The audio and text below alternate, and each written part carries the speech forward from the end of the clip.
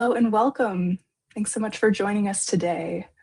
See a few folks still filing in. Good afternoon. Welcome to today's Adweek webinar, Why Brands Must Build a 360 Strategy for YouTube in 2026. I'm Delaney Stripmatter here with the Adweek Content Studio. Today's webinar is sponsored by Pixability. So I'm here basically to set the stage before I bring on our speakers. We're talking about YouTube and how consumers interact with brands on YouTube in three primary ways. They see ads, they see creators, and they see brand channels. And customers are moving fluidly through all three of those, but brands kind of treat them as separate teams, separate budgets. That's not the way it should be. These shouldn't be separate strategies. So brands winning on YouTube today have figured out something that their competitors just haven't. It's not just about being present in all three of those ways, it's about making them work together. So if strengthening your overall YouTube strategy is something you are interested in, you are in the right place. So I have a few things before I bring on our speakers. If at any point you have a question for one of our speakers today, there is a Q&A window. You can drop those questions there. At the end of today's presentation, we're going to have time for Q&A and hope to get to as many of those as possible.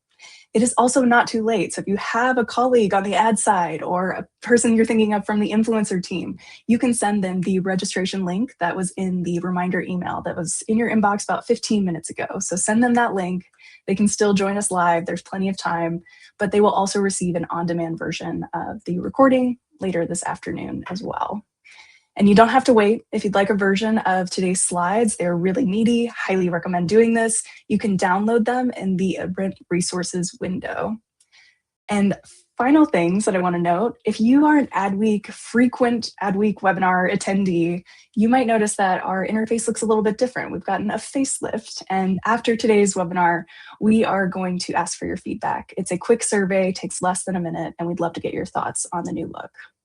And as always, even if you're brand new, if you enjoyed today's webinar, you can join a future webinar by going to adweek.com/webinars to see our full calendar of events. All right, enough of me talking. I am excited to bring on our speakers for today. We are joined by Lauren Bain. She is the Senior Digital Marketing Manager of Brand Impact at Patagonia. Lauren has 13 years of experience leading digital marketing for brands including Red Bull, The Honest Company, and now Patagonia. In her current role, she oversees digital programs for Patagonia's values-driven brand impact campaigns. Thanks so much for joining us, Lauren. Thank you so much. I'm happy to be here. Hi, everyone. And we are also joined by Jamie Goodfriend. She is the founder of Creator Vision. Jamie is a recognized expert on the creator economy with leadership experience across marketing, technology, and entertainment. Her career includes senior roles at Microsoft, Expedia. That's just to name two. The list goes on. She now leads Creator Vision to help brands and platforms build strategies to navigate the ever-evolving creator landscape. Thanks for joining us, Jamie.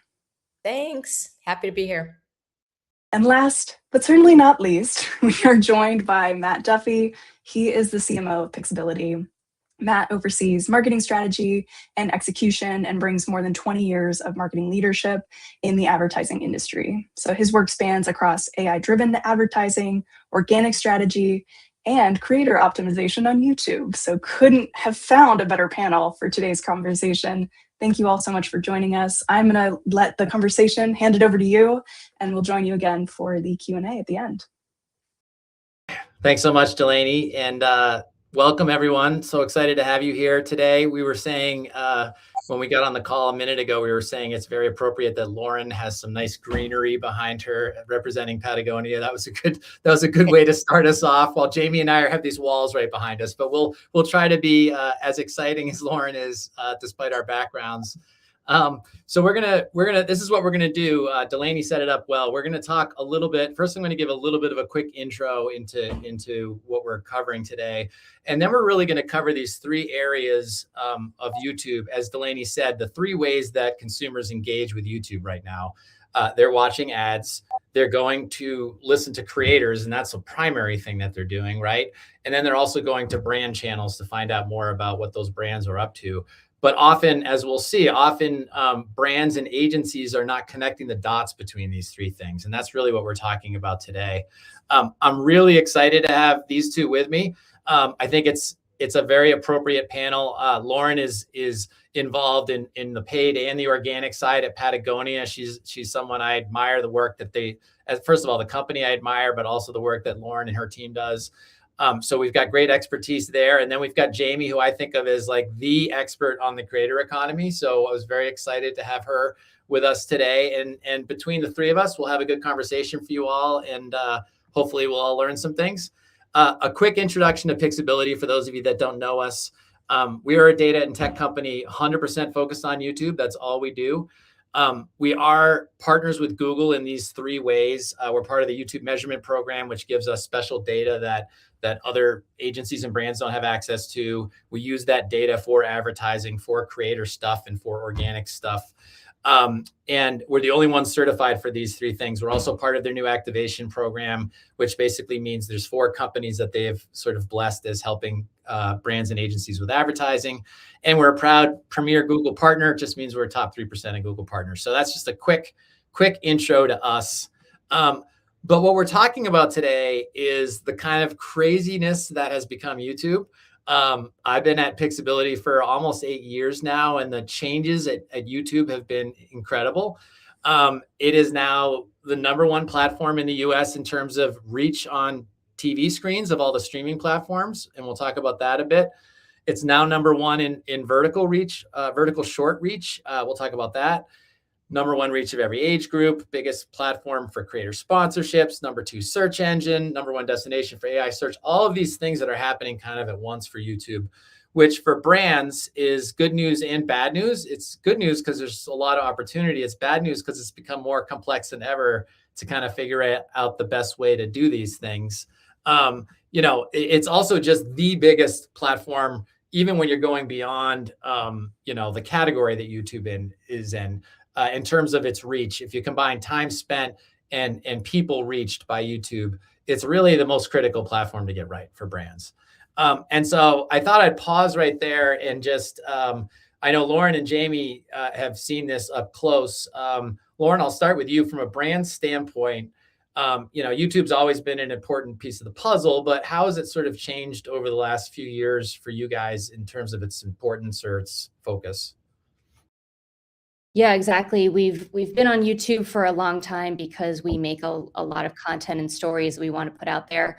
But within the past couple of years, it's become a big buzzword in this building, as we're seeing first with the introduction of shorts, which everyone thought was kind of weird at first and maybe was going to flop. And now we're seeing consistently in all our campaigns, it's a top performer. And then we're seeing that people are now watching YouTube on the big screen. And so it's developed into this ecosystem that's doing all the things that we want it to do. And so over the past couple of years, YouTube has become a really big priority for us.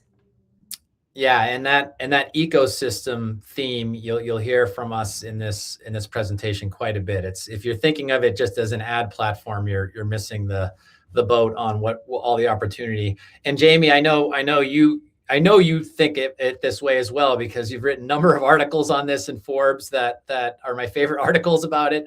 Talk a little bit about what you're seeing, from the creator perspective, but also you talk to a lot of CMOs, a lot of top agency execs, and what you're seeing.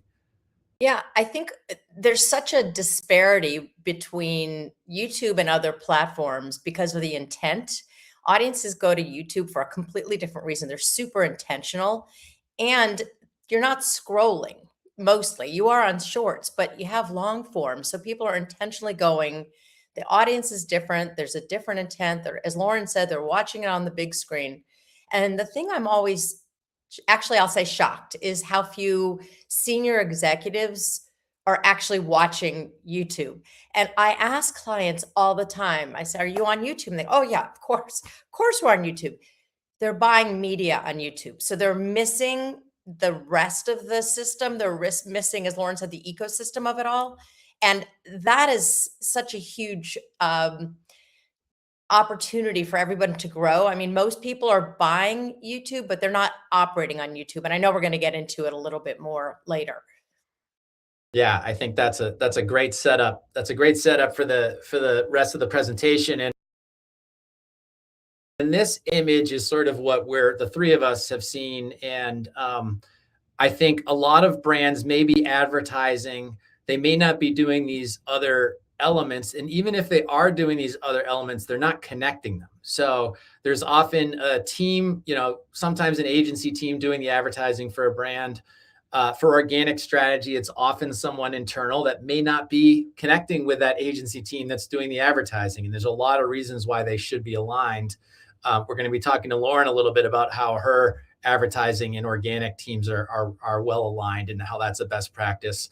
And then with creator strategy, as Jamie said, there's a huge influx of investment in YouTube, as we'll talk about. But those teams are often a whole separate creator firm, or it might be a separate team within a brand that are not talking often to media teams at agencies. So these three buckets, the three most important ways your audience is engaging with YouTube, you may be appearing to your audience in three completely different ways that feel disconnected and leave a really bad taste in people's mouths. So as Jamie said, we're kind of shocked.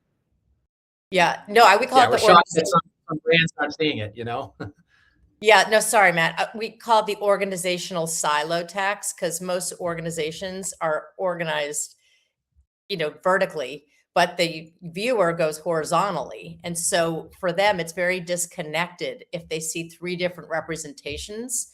And you don't have to do all three, but if you want to really get the benefit of the entire ecosystem and benefits of the targeted, nature of YouTube, et cetera, it makes most sense. Plus, that's where the eyeballs are going consistently, and again, on the big screen. Absolutely. And so let's talk about each of these three areas and sort of what's happening in each of these three areas that should be connected. So with advertising first, this is a fun analogy we like to remind people that just the volume of content on YouTube, that 500 hours of video are uploaded every minute, which is the equivalent of a Netflix worth an hour. So like 24 Netflixes are created every day on YouTube. And so with that volume, when you're thinking about advertising or when you're thinking about creator programs, how do you find the right channels that align with your brand? And this is sort of the biggest challenge for folks now. And what we're seeing is a lot of waste. We're seeing a lot of times where a brand will end up on channels that are not suitable for them.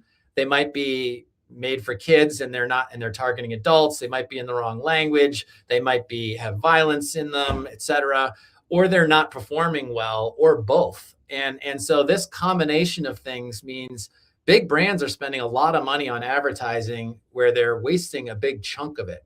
And this again is the challenge of YouTube that we always say, whoever you're working with as a partner, you need to find a way to curate the content on YouTube in a way that would be as if you were handpicking it yourselves. And so we have an agentic curation solution, and we always say, whether you work with us or you find someone else, this has changed the world of YouTube in terms of how you find channels that align with your brand.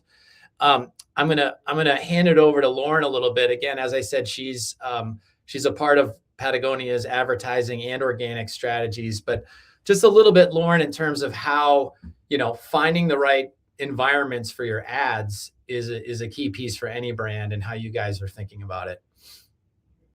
Yeah, of course.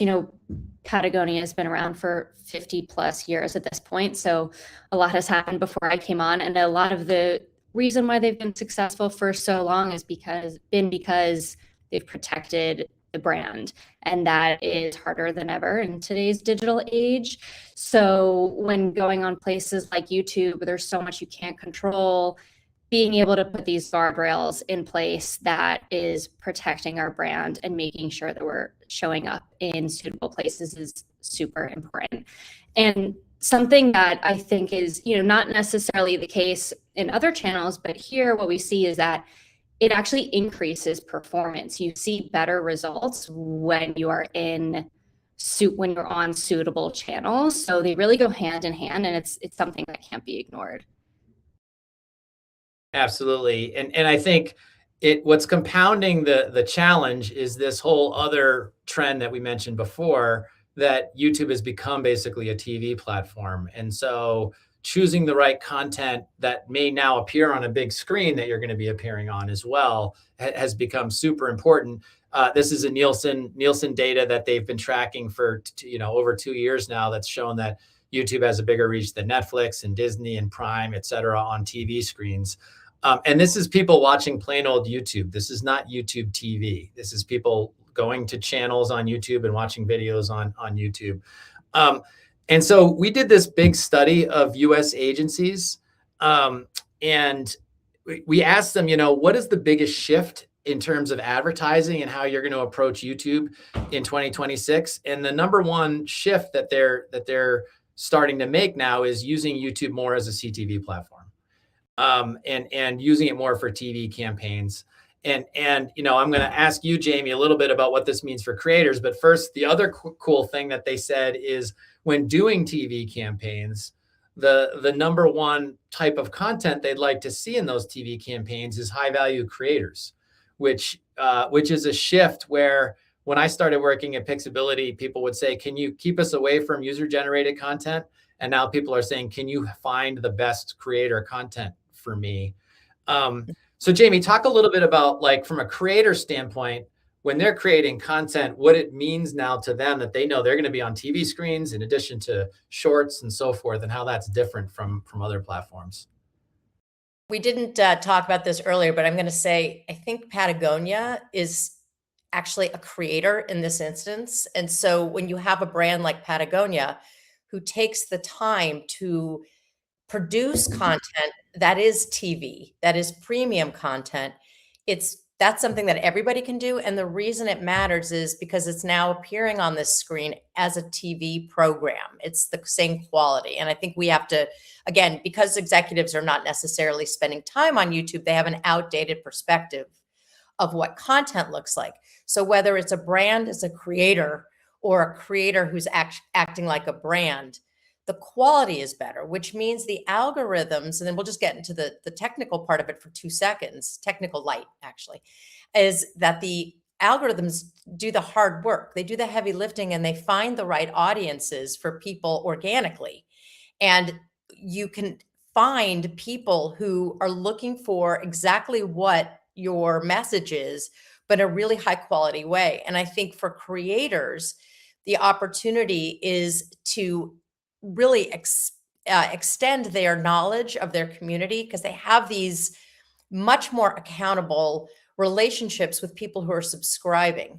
So they have a stronger responsibility to build content, because people can scroll by, and watch time is what they're aiming for. So brands that view themselves as creators, or creators that are acting like brands, have a really high engagement with audiences. So the whole goal of advertising, let's not forget, is to keep people engaged with your message. And you don't have to do that just with ads. You do that through really solid content like Lauren and her team are creating. Yeah, that's a really smart point. We're going to be talking a little bit later when we talk about Patagonia's organic content, and from a few other brands, is they are seeing that creators are the ones that have the lion's share of views on YouTube. And how are they doing that? And their brands are looking to become more like creators themselves. And Patagonia is a great example of that, where they're more of a creative company, versus just like having a YouTube channel where they're using, as Jamie has said, using their YouTube channel as basically a graveyard, a video graveyard. The other thing, yeah, exactly. The other thing that's complicating matters is that now YouTube Shorts was launched in 2021. In 2024, advertisers were starting to be able to use target ads towards Shorts. Shorts now has the biggest reach of any platform in the social space. And oftentimes YouTube Shorts have been left off of social campaigns because YouTube belongs at agencies in a video bucket. And so this gets at this whole idea that YouTube is many things now. It is an ecosystem, as Lauren said at the beginning of the webinar. We asked agencies in the US in this study, how do you define YouTube? And they define it in multiple ways, right? It's a standalone video platform, it's a connected TV platform, it's social, and it's now direct response as well.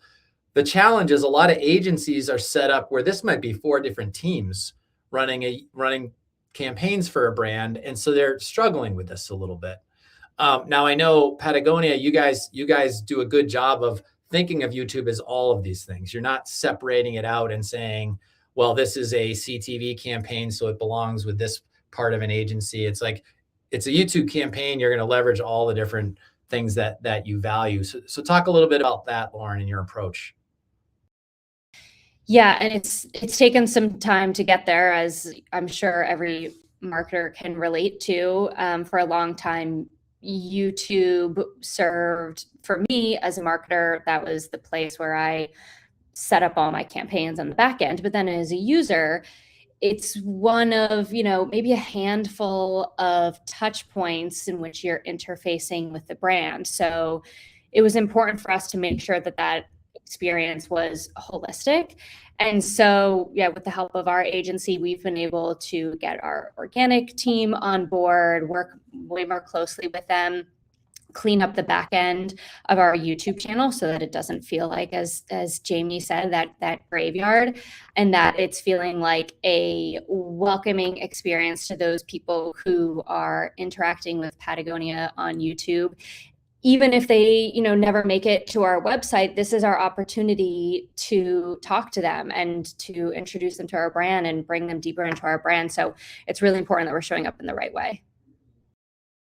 Absolutely. And now is when it gets even more complicated, because this ecosystem we're showing right now is just the ecosystem within advertising. But we haven't even talked about creators and organic now, and we're going to get into creators where, again, like, I'm going to lean on Jamie a little bit as the expert, but I wanted to start with this stat about investment in YouTube from a creator standpoint. And kick it over to you, Jamie, because this hasn't always been the case where YouTube was heavily invested. And tell me a little bit about what you're seeing in terms of brands looking more to YouTube for creator campaigns now, and how that needs to continue. My favorite topic. You're speaking my love language, Matt.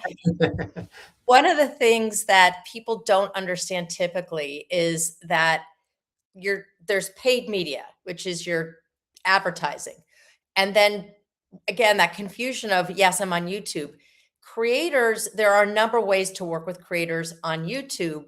And traditionally, that has meant you don't work through Google. You go directly to a creator or their team, and you partner with them for some kind of integration into their content. And that has traditionally been completely outside of the Google ecosystem. And that also we'll talk about your own channel, your YouTube channel. But the creator piece of it is now starting to get integrated into the mainstream of media buying. And YouTube just announced an API integration, and they have, I think the initial is like 25 new partners, where the data from creators is being integrated into the same platforms and dashboards that media buyers use every day. So we're starting to see the merging of creator data and traditional media data, which obviously is fantastic on Google. And it's a very robust targeting system. Creators are also shifting how they're developing content, and they're really approaching it much more like media companies.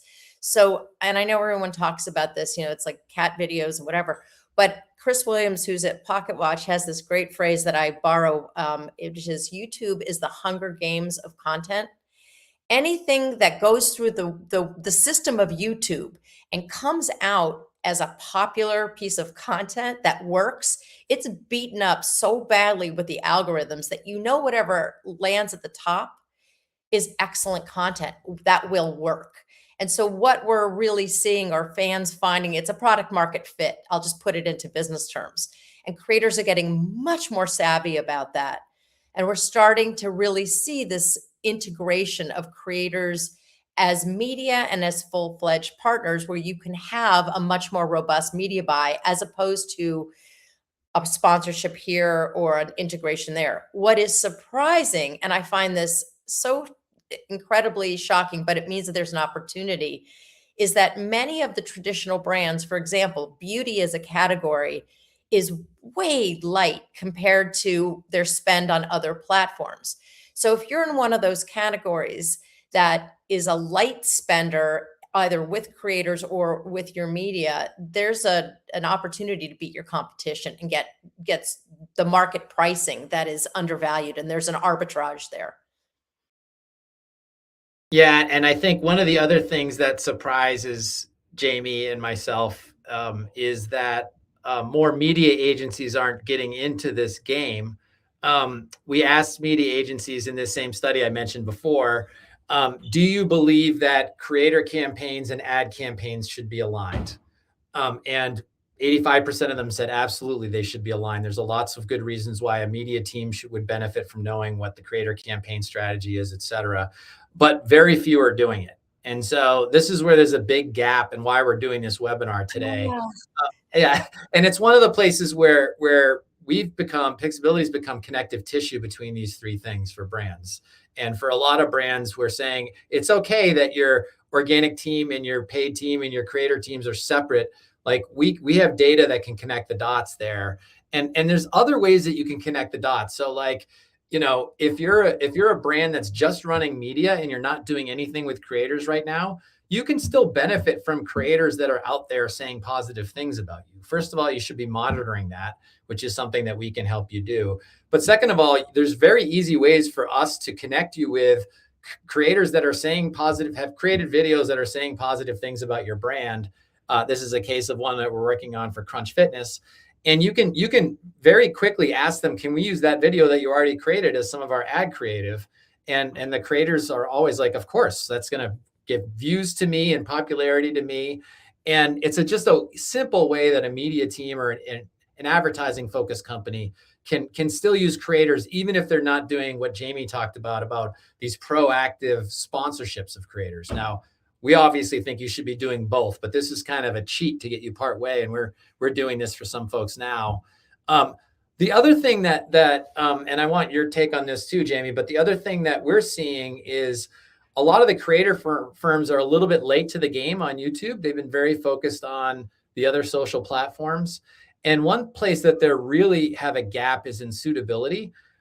So this is an example of, it's an older example, but it's an example of a creator firm not keeping an eye on suitability, where they helped Sephora with a sponsorship of this very well-known, successful beauty creator, Amanda Ensing, who's got a huge following, has great engagement, et cetera. For every reason, it was a good sponsorship, except then she started saying things that were politically not aligned with what Sephora would have said. She was saying very right-leaning things about the Capitol riots. And so what happened is people started boycotting Sephora when this happened, and left-leaning people would boycott Sephora. And so Sephora pulled their sponsorship, and then right-leaning people started to boycott Sephora. So this is an example of why even if you're doing creator sponsorships, there might be a gap with your creator firm if they're not thinking in this way. If they're just choosing a creator based on relevance, because that creator firm said, hey, this is perfectly relevant for you, Sephora,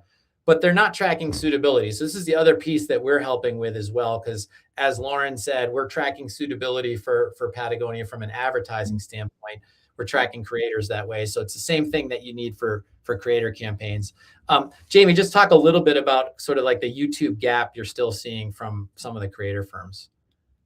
It hasn't traditionally, there haven't been the rails and that made it easy for creator agencies to work on YouTube. So it's a lag, which says to me, never let a good gap go to waste, because for the firms that are now getting more sophisticated, there's a huge opportunity.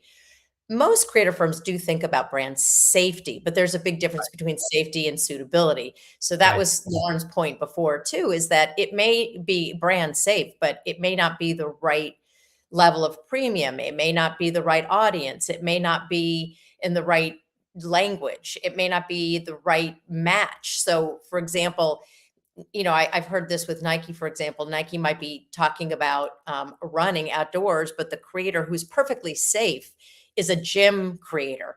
And having that mismatch is a suitability issue, because it just doesn't meet the message. So really having that 360 capability allows the brand to feel much more comfortable about the choices.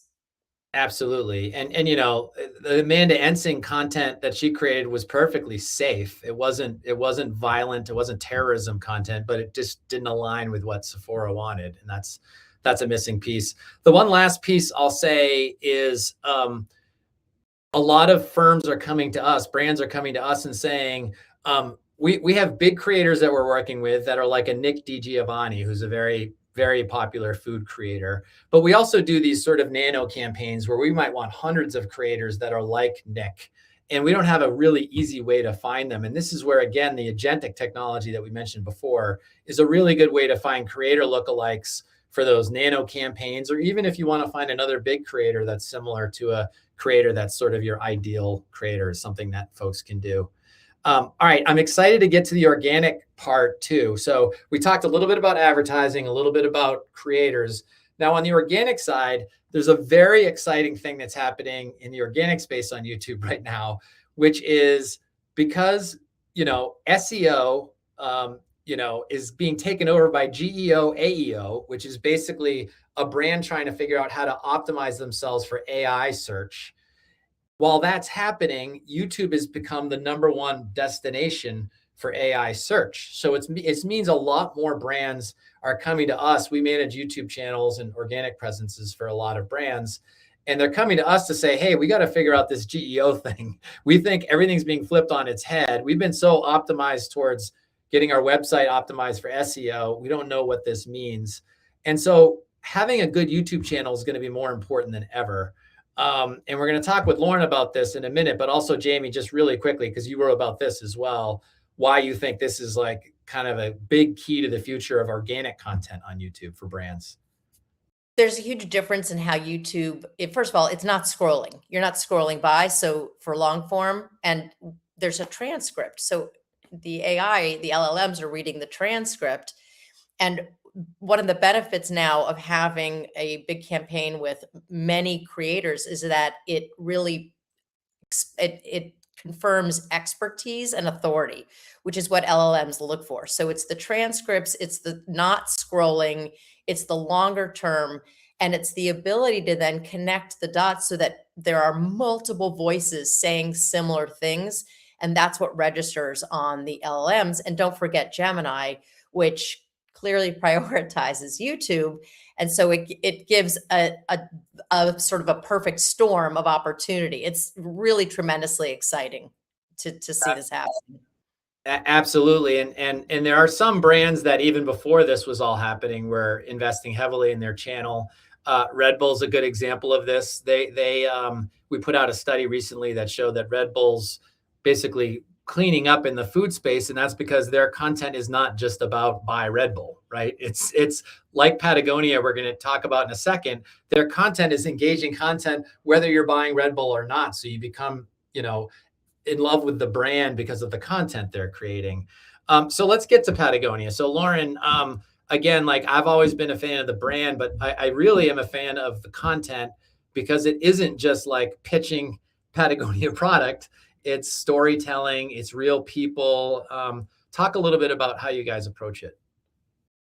Yeah, absolutely. You know, as I said, Patagonia has been creating great content for a long time. And this is a really exciting topic for me too, because in my past career, I've always been paid media specifically. And what we were seeing is that despite the fact that we were making this really awesome content, just promoting the content itself was no longer enough. YouTube has changed so much over the past couple years. The algorithm has changed. You need to be doing more than just creating the content to make sure that people are seeing it. So now it's all about the SEO implementation. Pixability has been helping us with making sure that we have descriptions that people are able to find through keywords. It's chapterizing the content. It's making playlists. It's all these different things that have really come up pretty suddenly recently that YouTube is kind of just thrown out there and a lot of brands can't really keep up with. So you want to make sure that you're not only creating this awesome content that people want to see, but you're making sure that people can actually find it. Absolutely. And I know you guys have seen some really nice growth in a number of different areas, like you said, from doing some of these things. Increase in overall views, but I know like that your increase in Google search has been a big part of it, right? And also just reaching a wider audience, an audience that's more engaged and watches videos longer. So I think talk a little bit about like you can have the best content in the world, but there's still more work you need to do. Like as marketers, you sometimes get asked, "Hey, create a video that will go viral." Is sometimes the direction that you'll get. And so you guys have all this great content, but there's still work to be done, right? To get this kind of thing to work. Yeah, exactly. I mean, really a lot has to go behind every video that you're putting out there. I think a lot of it comes down to making it more favorable in the algorithm, which was kind of a new concept to us because, as a marketer, when you make something great, it's like, well, why wouldn't it be favorable? It's awesome. We love it. But I think like implementing things like the SEO keywords has been super important. We make content that spans a lot of different sports: surfing, skiing, fly fishing. So things as simple as making sure that in the description, we're acknowledging that this is a fly fishing film. So if you're searching for fly fishing content, that's going to pop up on your feed. And it's not only going to be a paid placement if we put paid behind it, but it's showing up in your suggested videos. It's showing up in YouTube search. And so that's how we're able to get a lot more views on our content than if we were going into it with just this pay to play strategy. Absolutely. And I think we showed a chart earlier from this agency study that again gets at where there's a gap for media agencies, where in this same study, and these are our partners, we love these people, but media agencies, we asked them, do you think organic strategies should be aligned with paid? Again, part of what has been working for Patagonia is some alignment of paid and organic. It's not just the optimization, it's also knowing how to boost and when to boost. And so we asked agencies, should these two things be aligned? And again, of course it should be. 90% said, yes, we should align these things, but most are not doing it. And so what we always tell brands is try to find an agency that will align these three things. And if not, we can help to be a connective tissue, but these three things should not be disparate. They should not be three separate strategies that show up to your audience in three different ways. And I'll give a couple examples of how this has worked. This is for a major brand that we work with. And before working with us, they had a channel and they sort of put these great videos out, but they weren't getting the engagement that they wanted. Just to do organic stuff, some of the stuff Lauren described of making sure each video is optimized, making sure you're optimized for search and all these different things. But then when they said, well, can we actually do our paid campaigns with you as well? This 1-2 punch is really sort of the 1 + 1 = 3 combination, where if you're doing both together, you can really grow your organic presence. A lot of agencies aren't really knowing how to boost videos or caring about how to boost videos on a brand's channel. And this is where, media agencies should start to tie the two together. We have one other really good example as well, where this big, another food brand, a big meat brand, was able to get much better ad performance because their channel had this video that we noticed was getting great engagement on their channel that they weren't using at all in their ad campaigns. And we suggested moving it to their ad campaign. And that video had 12x performance of any of the other ads that they thought were going to be great. And so again, it's just a little bit of this aligning these three separate pieces is kind of the key. And so how we talk about this is YouTube 360. And that's the point of today. We ourselves at Pixability are about to roll something out for brands that does just this we've been doing this already, but it's a centralized dashboard for brands. But Jamie, I know you care a lot about this, and again, we've talked about it in this webinar already, but talk a little bit about how, ideally a brand would be doing all these three things well, but also connecting the dots so that their customers, have a uniform experience. I go old school. I'm a strategy girl from way back. And when I think about YouTube, I always say to clients, you need a YouTube strategy, not just a paid media strategy, not an organic strategy. You need an overall channel strategy that really thinks about your audience and thinks about your business goals. Are you trying to acquire new audiences? Are you trying to extend a product into a new launch? What are your business goals?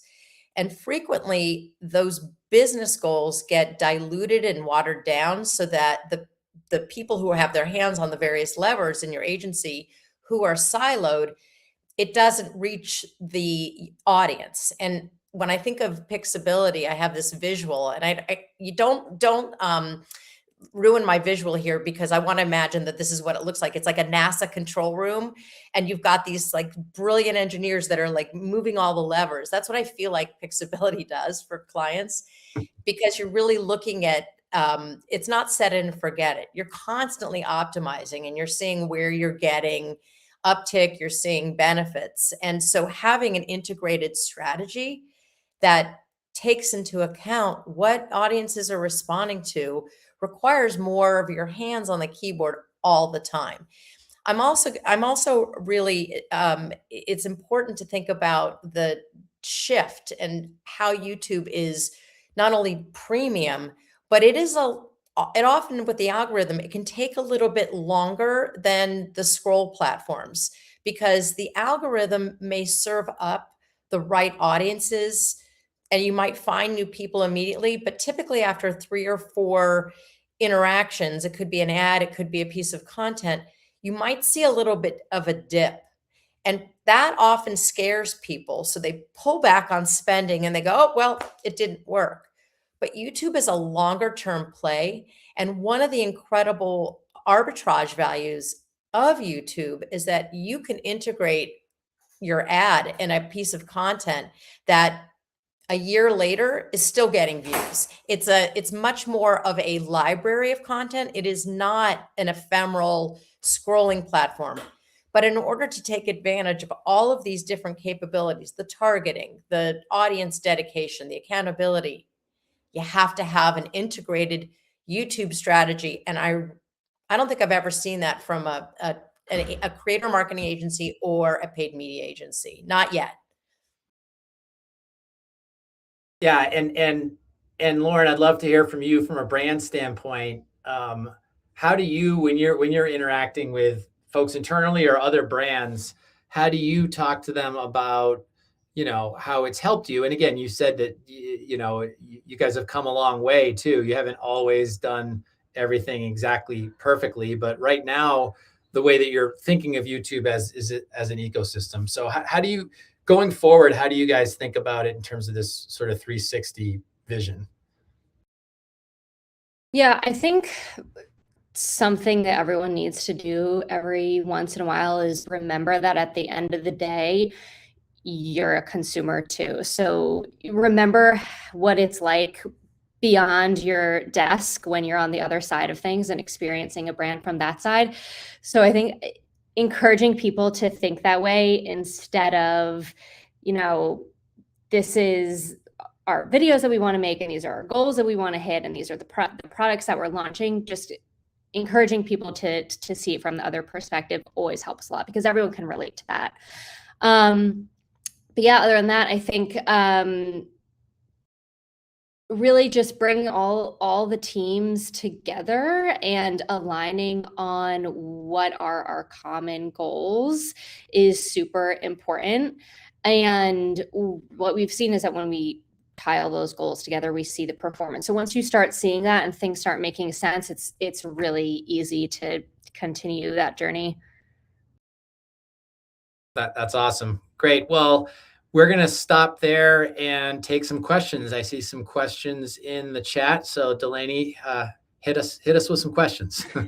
Yes, thank you so much, all of you. This is really, really great insights. We do have time for a few questions that we're going to get to, but if you have a question for one or all of our speakers, go ahead and drop it in that Q&A window.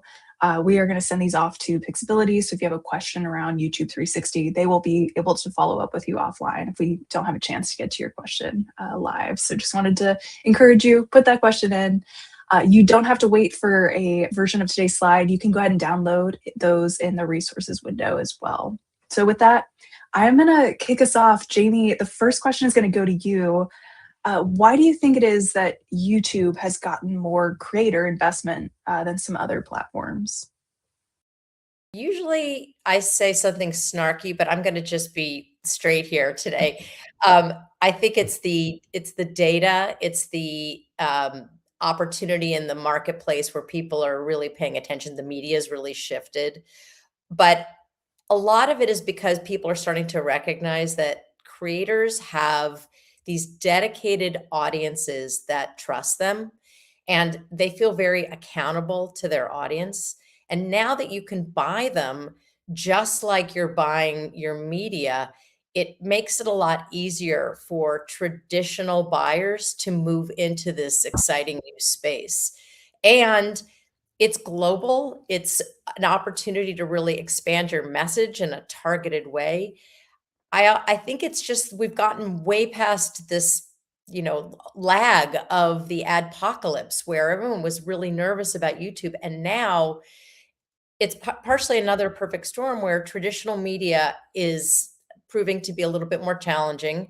And as Matt said earlier, YouTube is a little bit of everything. It's CTV, it's digital, it's a library, and creators are the rising trusted voices that are really entertaining. One thing I like to say about creators too is that they're premium. We have this outdated definition of what premium means, and it's often compared to production costs. So it may not be a Dick Wolf Law and Order production, which you'd see on NBC, but there are audiences that love this. And what the creators understand is the zeitgeist of what audiences really love. They're super tapped into it. So you get all of that bundled into one individual partnership or multiple partnerships with multiple creators. It's the time to do it. And I don't represent a creator. I just see what the results are. So I have no dog in this fight other than trying to help brands be more successful. It's really great. Lauren, Matt, anything you would add to that as to why YouTube has blown up in the way that it has? Yeah, I think it's everything Jamie said, and it's just the weird combination of long form, short form, all the things that a creator. I went to a Google event once where the creators were saying, I create for YouTube first because that's where I know I can do everything.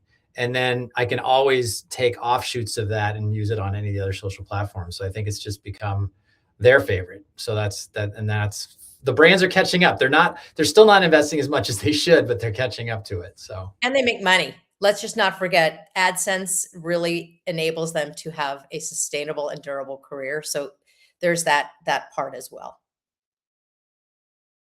Next question I have is for Lauren, because someone's coming from a brand perspective. So they said, from a brand point of view, how important is it that your advertising and channel tell human stories? Yeah, super important. I think so many people have ad fatigue. And so when you're coming from it from a human point of view and telling human stories, that is much easier to relate to than feeling like you're just being sold to by a brand. And I think that's why creators have become so popular. That's especially why things like the creator partnership ads are such a great thing, because you want real emotion of people connecting with these brands and these products, and people want authenticity. They can sniff it out so easily nowadays when it's just very, very transaction based. So yeah, I think that sense of feeling like it's a real human to human connection, brands that do that are always more successful. Flip side of this a little bit, I think, Matt, I'm going to let you take this one. It's the agency side of things. So this person said, I work at an agency where we don't manage our clients' channel or creator efforts. What options do we have for getting more involved in those areas? Yes. It's funny. Jamie was nice enough to sit with me on a panel at a Google event a few weeks ago in New York where this came up multiple times. So I think we talked about a few of the ways. There are ways for, even if you're just managing the media, the advertising, the paid advertising for a brand, that you should be at least like reaching out and finding out what their strategies are in the other areas. What is your channel? What is your YouTube channel strategy, organic strategy, or just go to their channel and look, be a little bit proactive. What is your creator strategy? I had one CMO say to me in front of her team, we're doing these things with these creators right now. Are we aligning our ad strategies so that our ad inventory we're running on looks like these creators? And the team said, nope, sorry, we're not. So I think there's ways you can do it without, even if as a media agency, you're not running these other things. I think there's ways to connect it, as Lauren said, with a creator partnership ad. You can not even be doing creator sponsorships, and you can do a creator partnership ad like what we showed before. So there's lots of cheats. And again, that's where we also will help because this is what we do. This is what we wake up and do every day. So, but there's lots of ways to do it. Yes. That's fantastic. Yeah, you go to sleep thinking about this. You wake up thinking about this. That's fantastic. I think, time for one more question. And Matt, I'm going to let you kick it off, but I would love to hear from Jamie and Lauren as well as we close out. There's so much opportunity when it comes to YouTube, but someone is asking, why is there still so much advertising waste on YouTube as well? So a little bit of that flip side. Matt, do you have an answer for us on why that's still happening? Yeah, I think it's a little bit, to Google's credit, they have multiple constituents they're trying to please. If they were only trying to please the advertisers, there would be no waste. They would just say, you can have just these 10 channels and nothing else in your advertising.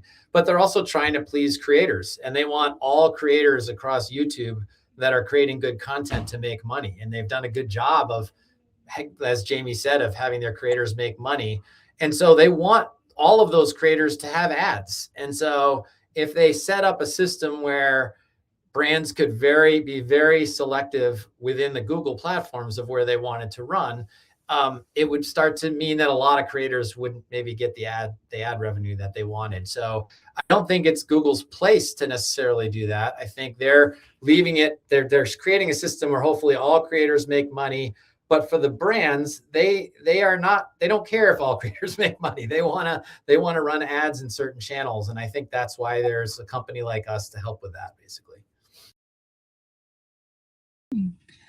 I think we have time I just want to hear like final thoughts. I'm going to start with you, Lauren, like from the brand perspective, if someone is looking at their 3 different YouTube channels of their own channel, their organic, their ads, their creators, what's a good first step or thing that they should take away from this webinar and get started kind of unifying those 3? Yeah, I mean, I think go meet with your counterparts and talk about this, talk about everyone's experience and the challenges that they're seeing and align on common goals. And yeah, just how each of you are interacting on YouTube. We're all on YouTube. So let's talk to each other about our own experiences and yeah, put the pieces together and start working towards that goal. Love that. I'll build on what Lauren said.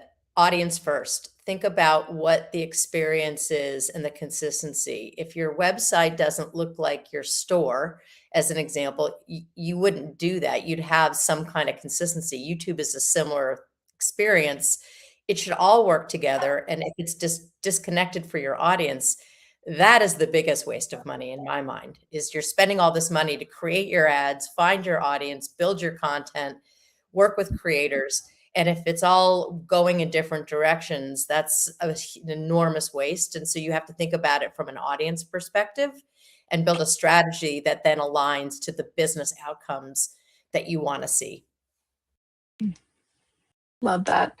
I want to thank you all again for joining us for today's session. I want to thank our sponsor, Pixability. A few final reminders from the Adweek team. Go ahead and download those slides. Like I said, they were really informative. There was so much good stuff in there. So go to that event resources window, download the slides. And if you enjoyed today's webinar, you can always find our full calendar at adweek.com/webinars. And we are going to ask for your feedback on the new layout. So as soon as this webinar ends, it's going to pop up with a minute-long survey. Would love to just ask you a few questions about how it looks. And thank you again. Thank you to our speakers. Thank you to our audience. We hope to see